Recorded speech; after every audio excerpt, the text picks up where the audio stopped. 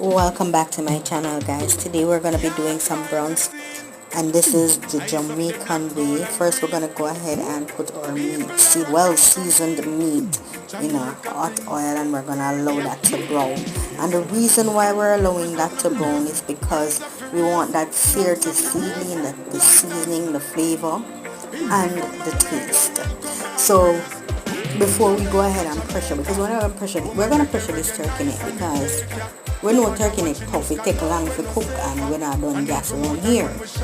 Alright, so we're just going to pressure it, but first we're going to brown it, then we're going to put everything in there with all of that seasoning. We have a sweet pepper, with scallion, with onion, and with scotch bonnet, some thyme, and we're gonna just go ahead and pressure that down. And when you pressure that down, we're gonna put like a more of the jerk season